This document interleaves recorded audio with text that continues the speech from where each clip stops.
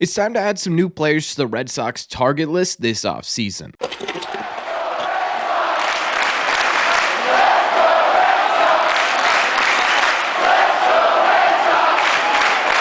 What is going on, everybody? Welcome back to Red Seat Radio. My name is Corbin, and yesterday was the deadline for options/qualifying offers, which means there's some new free agents on the open market, some guys the Red Sox should absolutely take a look at. So that's what we're looking at in today's video. But before we get into that, just a heads up, we are raising money this month for Movember, a foundation dedicated to bringing resources and awareness to men's mental health everywhere. We recently just surpassed our first giveaway goal of $500, which means someone who donated is getting a nice package of Red Seat/Red Sox merch. If you want to help us donate and get to that $1,500 goal this month, or if you want to win some really cool prizes, be sure to click the link in the comments or the description down below. Thank you all very much for taking a second and doing so. Thank you for clicking on this one.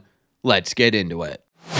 Okay, so I want to start this list of new Red Sox targets with a guy by the name of Danny Colombe, who the Orioles declined the option of yesterday, making him a free agent. Colombe is a left-handed reliever, and he's been pretty solid for the Orioles the last couple of years. He had a .256 ERA, a .283 FIP, struck out about 10 per 9, only walked 1.9 per 9, and had a .156 ERA plus, about 56% above league average production. Now, he is going to be 35 next year, did battle some injuries this season, so he may not be a top bullpen target for the Red Sox right now, but I do think if the right deal comes along for this Red Sox team, it might not be a bad idea to have a conversation about him. He possibly could be a guy that you pick up on a 1-year, $1 million deal that ends up being experienced left-handed depth for this Red Sox bullpen, which absolutely is something they could use. Even if this is a guy that you pick up on a minor league deal and he becomes true depth, I think this might be worth taking a chance on, especially if his market isn't too crazy. Having as many left-handed options as humanly possible,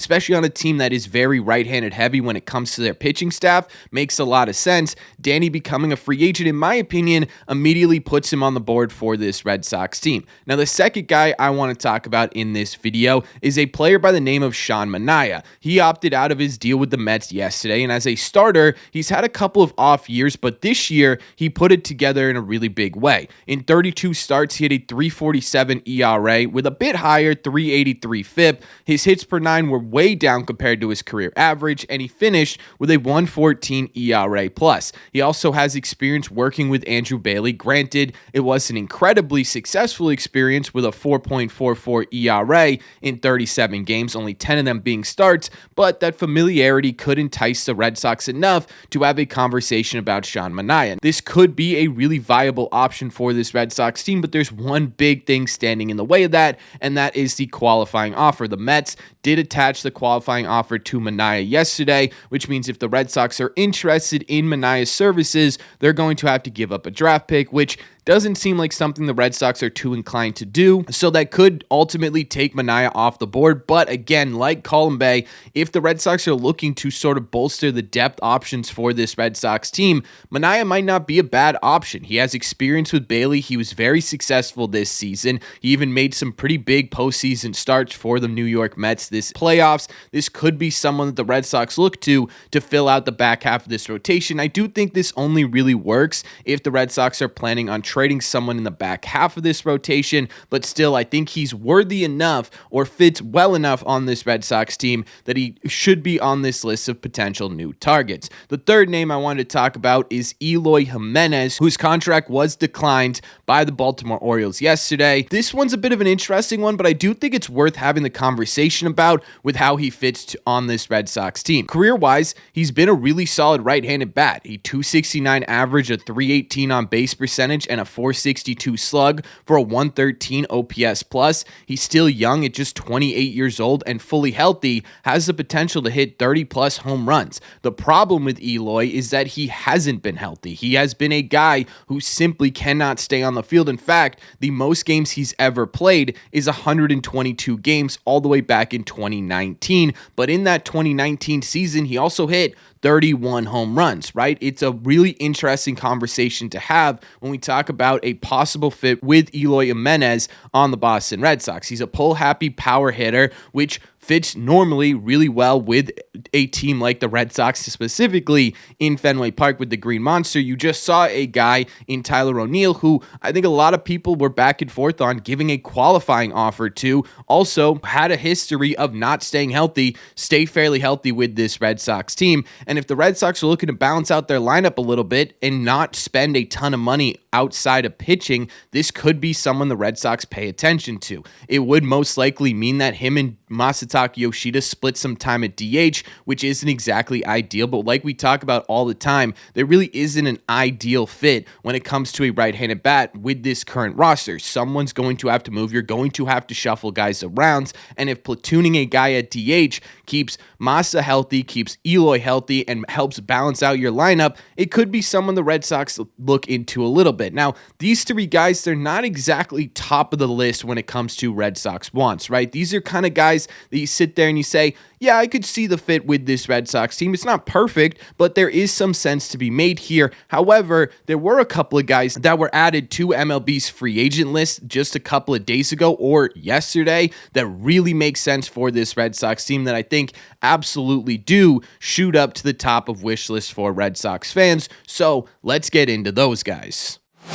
The first of the two names, and in my opinion, the bigger of the two names, the number one name really to be added to this free agent market in terms of how they fit with the Red Sox is Blake Snell, who opted out of his contract with the San Francisco Giants. Now, this didn't happen yesterday, but I did want to include him in this video simply because he did have an option. He did decline it, so he's technically a new free agent, and he would make a lot of sense for the Red Sox. Yes, the first half of his 2024 season did not go very well. It was marred with injuries, and when he was healthy, it wasn't exactly fantastic, but he really turned his season around, and despite the pretty terrible start to the 2024 season, he still finished with a 3.12 ERA, an even lower 2.43 FIP. His strikeouts per 9 were the best of his career at 12.5. His walks dropped significantly from last year to 3.8, which was a big point of contention with Red Sox fans last season for Blake Snell. A lot of people were saying that the Red Sox needed to limit their walks in 2024, and Blake Snell wasn't going to be a part of that. The fact that he was able to bring his walks down so much on a year-to-year basis is a really key factor as to what his fit looks like this season. His home runs per 9 were the second lowest of his career, and it was all for a 1.24 ERA plus, 24% above league average production. He also had the lowest second half ERA in at least the NL. I couldn't get the full MLB, but I know it was at least the NL at 1.45. I personally was cautious about Blake Snell last year. I thought with the qualifying offer attached, with sort of the roller coaster type seasons he's had over the last couple of years, it may not have been worth a huge contract to get him to the Boston Red Sox. My opinions changed a little bit. One, because there's not really a conversation to be had about losing a draft pick to sign him. They can't attach a qualifying offer 2 years in a row, so he's one of the players that you wouldn't have to give up a draft pick to get. Two, this season really proved a couple of things to me. One, it proved that he can be a really successful pitcher on a year-to-year basis. It proved that he could be a dominant pitcher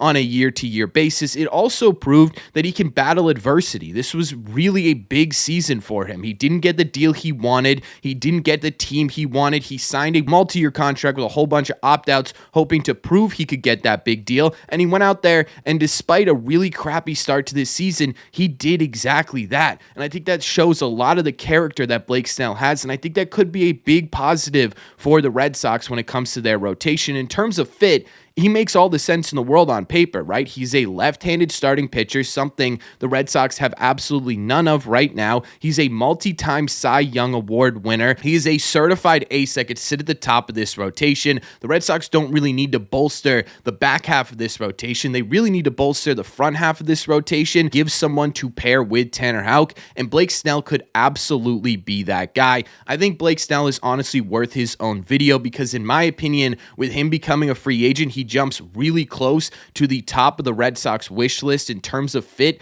this offseason. So if you want a full video on how Blake Snell could fit with this Red Sox team, what a contract could possibly look like, and some competition attached to him, let me know in the comment section down below. But I just think with him becoming a free agent, this absolutely should pique the Red Sox interest simply because the fit feels so perfect, similar to a guy like Max Fried, obviously for different reasons though. And the final name I wanted to bring up in this video was a catcher by the name of Travis d'Arnaud. The Braves yesterday denied Travis d'Arnaud's contract for the 2025 season, making him a free agent. Now, this one isn't as perfect of a fit as Blake Snell, but I do think there is some absolute warranted want for the Red Sox and Travis d'Arnaud, and the big reason for that is because of defense. Last year, the Red Sox defensively, as much as Connor Wong produced offensively for most of the season for this team, was lacking a little bit. There were issues behind the dish. Travis d'Arnaud isn't the greatest defensive catcher in the world, but he did do a lot of things fairly solidly this season. He was above average when it came to blocks and caught stealing, and he was about average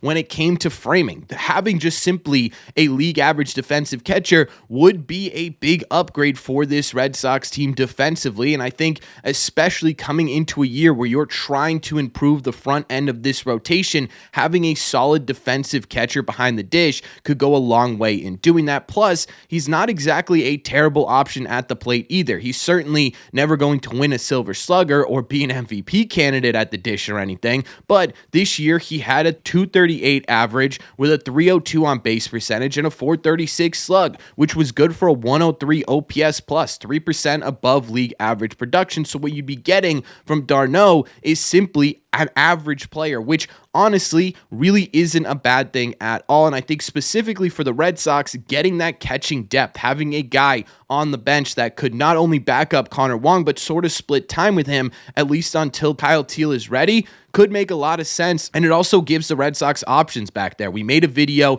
talking about the possibility of the Sox trading Connor Wong. If they sign a guy like d'Arnaud to a 1 or 2 year deal, that becomes a more realistic option and gives you another way for the Red Sox to really acquire some legitimate big league talent in other areas where they need it, especially depending on where they feel as though Kyle Teel is in his development. And even if he's not ready, they could still sign d'Arnaud, and when Teel is ready, move Connor Wong into more of a utility position, maybe move him at the deadline. There are a couple of options here that would make d'Arnaud a really viable option behind the dish, and I absolutely think that's something the Red Sox should look at. So these are a couple of the new options for the Red Sox on the open market. I think a lot of them are extremely interesting. I think there are a lot more names that you could potentially fit on this Red Sox team. So let me know in the comment section down below. Is there anyone that I missed in this video that you're saying, Corbin, this is a guy the Red Sox absolutely need to take a look at? Is there anyone on this list that you think really stands out above the rest? Obviously outside of Blake Snell, because I think he's his own case.